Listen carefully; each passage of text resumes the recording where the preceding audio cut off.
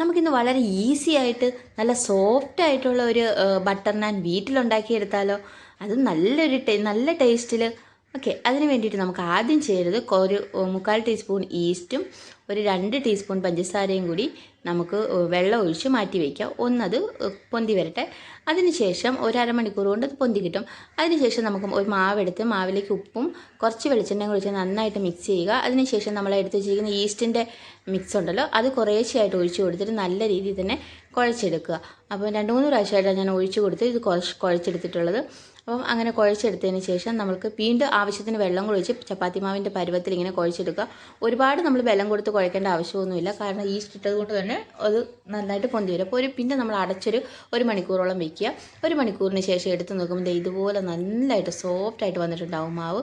അതിനുശേഷം നമുക്ക് നമ്മളുടെ ബട്ടർ നാനിന് വേണ്ട എത്ര വലുപ്പമാണോ വേണ്ട അതിനനുസരിച്ച് ബോളുകളാക്കി മാറ്റി വയ്ക്കുക.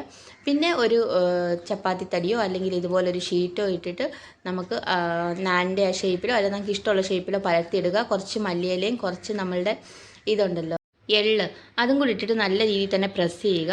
അങ്ങനെ നമുക്ക് എല്ലാം തന്നെ ഒന്ന് ഉണ്ടാക്കി മാറ്റി വയ്ക്കുക കേട്ടോ. അപ്പോൾ ഞാൻ തന്നെ ഇവിടെ ഇങ്ങനെ ഓരോ പാത്രത്തിലാക്കി വെച്ചിട്ടുണ്ട്. അപ്പോൾ നമുക്ക് ചൂടായ ഒരു തവയിലേക്ക് ഓരോ നാനിട്ട് കൊടുക്കുക. ഇട്ട് നന്നായിട്ട് അതിൻ്റെ ഇങ്ങനെ കുമളകൾ വരുന്ന സമയത്ത് കുറച്ച് ബട്ടർ തേച്ചിട്ട് നമ്മളൊന്ന് മറിച്ചിട്ട് കൊടുക്കുക.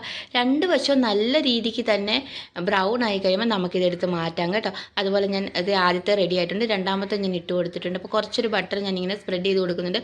മേളിൽ ഇങ്ങനെ ചെറിയ ചെറിയ കുമളകൾ ഇങ്ങനെ വന്ന് തുടങ്ങും കേട്ടോ നല്ല ഇതിൽ.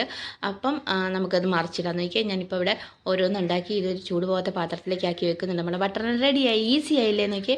അപ്പോൾ ബട്ടർ ചിക്കനും കൂടെ കൂട്ടിയിട്ട് കഴിക്കാൻ നല്ല ടേസ്റ്റ്, നല്ല ചൂടുണ്ട് കേട്ടോ. അതുകൊണ്ടാണ് ഞാൻ ഇങ്ങനെ മുറിക്കുന്ന സമയത്ത് കൈ പുറകോട്ട് വലിക്കുന്നത്. അപ്പോൾ എല്ലാവരും ഒന്ന് വീട്ടിൽ ട്രൈ ചെയ്ത് നോക്കണം. ഈസി അല്ലേ ഉണ്ടാക്കാൻ, അതുപോലെ തന്നെ വളരെ ടേസ്റ്റുമാണ്.